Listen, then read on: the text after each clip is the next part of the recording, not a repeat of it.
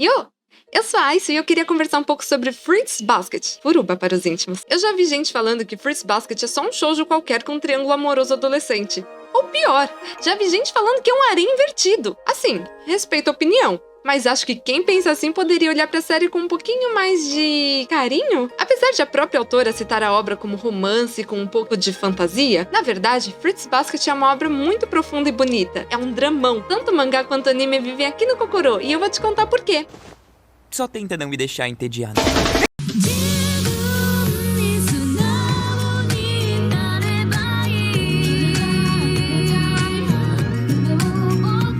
Ok, então para começar, sobre o que é Fruits Basket? Traduzindo o nome, significa cesta de frutas, mas também é o nome de um joguinho popular entre as crianças japonesas. A protagonista jogava só que não, mas a obra não recebe esse nome só porque a protagonista brincava disso. Na verdade, existe uma metáfora muito boa por trás desse nome, mas eu já volto nesse tópico. A história tem como protagonista Toru Honda, uma garota muito amável. Ela é gentil, esforçada e meio estabanada.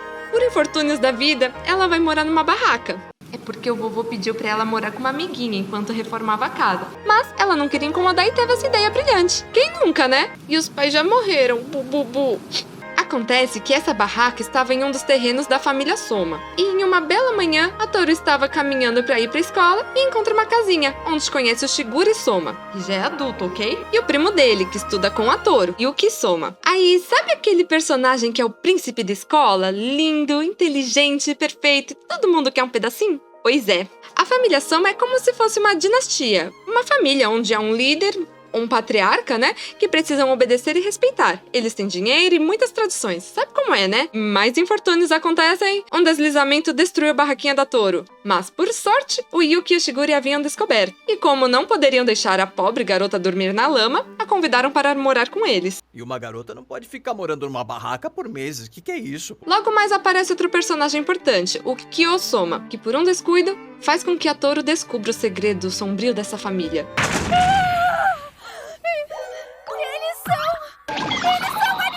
Alguns membros da família possuem uma maldição, da qual faz com que se transformem em animais do horóscopo chinês, quando são abraçados por alguém do sexo oposto ou quando estão exaustos. Fruits Basket então conta sua versão da lenda dos 12 signos que compõem o horóscopo chinês. Pelo que eu pesquisei, é um pouco diferente, apesar de manter a ideia principal da lenda. E a lenda na história diz que o gato foi enganado pelo rato, não podendo participar então do grande banquete e assim não podendo fazer parte dos signos. Isso fez com que o gato guardasse um grande rancor do rato, e a Toru tinha dó do gato por ter sido excluído e dizia que queria ser do signo do gato, mesmo ele não fazendo parte do horóscopo. E tá aí, o Kyo odeia o Yuki, a Toru adora o gato, eles todos moram juntos e assim começa a história. O quê? Esse plot realmente parece um romance adolescente com um triângulo amoroso e um pouco de fantasia? Ou um harém invertido? E o que isso tem a ver com cesta de frutas? Ah, que doideira! Bom, o romance até existe, mas o foco maior da série é no desenvolvimento e amadurecimento dos personagens. O foco é no sentimento, na luta diária de cada um para tentar sobreviver da melhor forma possível nesse mundo que é tão doido. Pois, apesar das cenas ótimas de comédia e da sensação lúdica que tem com o Soma se transformando em animais bonitinhos, a verdade é que eles sofrem muito por isso. Tanto por problemas óbvios de que não se encaixam na sociedade, mas também porque a própria família é tóxica. O quê? Vai me dizer que você não tem um amiguinho que vira rato? Eu tenho 3. A história aborda temas como inveja, validação pessoal, expectativas e também outros que podem ser um pouco pesados, como rejeição, abandono, abuso, entre outros. Então, mesmo com a parte do romance e a parte de fantasia, você sente que os problemas são tão reais, você vê a humanidade de cada personagem, tornando-se fácil se identificar com pelo menos um deles. O interessante é que a autora mostra medos e traumas de diversos personagens, inclusive de personagens que não são da maldição do Zodíaco, como as amigas da Toru ou até a menina chata do fã-clube do Yuki. E claro, alguns com mais aprofundamentos que outros, mas isso é normal. No final, é possível perceber que apesar de tantos problemas diferentes, há uma coisa em comum. O medo que o ser humano tem da solidão, a luta para fazer parte de um grupo ou simplesmente ser amado por poucos. E é aí que vem a metáfora com o nome Fruits Basket. Na brincadeira, uma das crianças nomeia as outras com uma fruta e depois chama essas frutas para fazer uma espécie de pega-pega. As crianças malvadas nomearam a Toru como onigiri, que por acaso não é uma fruta, é um bolinho de arroz. Então a Toru nunca brincava, ela sempre esperava alegremente para chamarem o onigiri, mas não chamavam. Ou seja, ela sempre ficava de fora da cesta de frutas.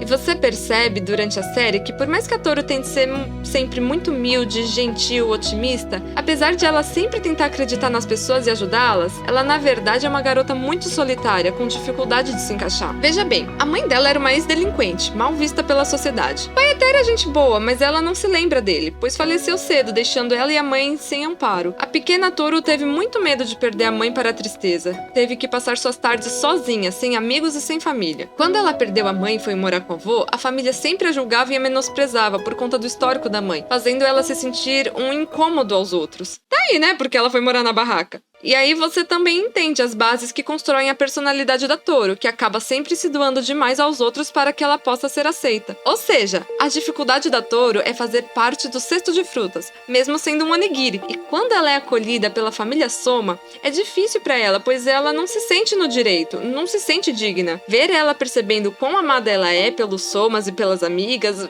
ver ela percebendo que não está mais solitária, poxa, é muito bonito.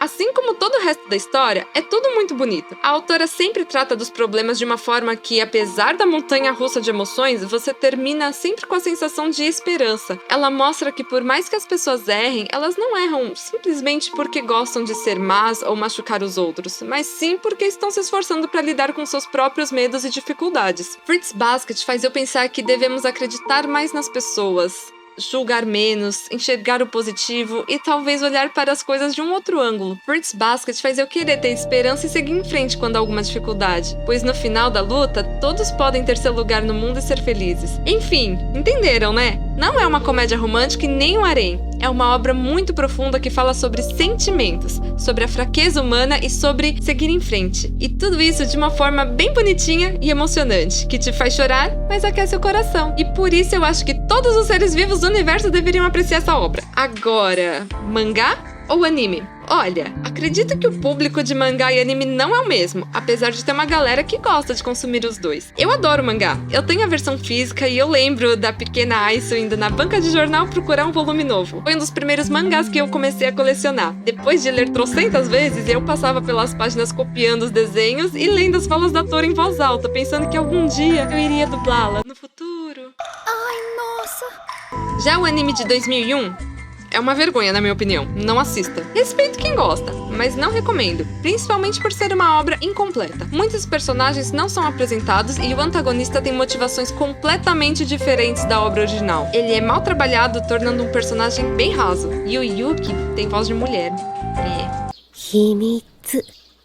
Agora, o anime de 2019, eu amo. É meio longo, tem 3 temporadas com mais de 20 episódios cada, mas vale tanto a pena. Além do estilo de arte estar atualizado, a animação está muito linda. Eu sei, eu sou suspeita de falar. E sinceramente, revendo com um olhar mais criterioso, muitas vezes acho que parece um slideshow lindo, com bastante efeito, luzes e brilho, e não parece barato em momento algum. Sem falar da trilha sonora, que compensa tudo. É imersiva e não falha em passar o sentimento. Acho muito bem feito. As OPs e EDs se encaixam como uma luva. A dublagem é maravilhosa e, inclusive, tem dublagem em português que, com exceção de alguns poucos personagens, está bem boa.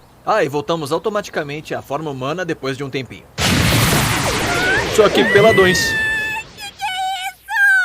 É claro que tem alguns pontos negativos. Tipo, eu queria que eles se transformassem em animais com mais frequência. Falta fanservice. O mangá impresso pela JBC tinha uma péssima qualidade. Caía tudo as capas e as páginas, é horrível. Não gosto do desenvolvimento de alguns personagens. Na verdade, sinto que alguns personagens foram abandonados no meio da história, enquanto outros são incluídos e não agregam muito. Minha nota? Um bolinho de arroz recheado em uma tarde fresca de verão. E você, também achava que Fruits Basket era só mais uma comédia romântica ou um harém? Não? Sim, e ainda acha isso? Me conta aí nos comentários. Se eu te fiz pensar um pouco ou te entreti, deixa seu like e se inscreva para discutirmos mais sobre animes e mangás.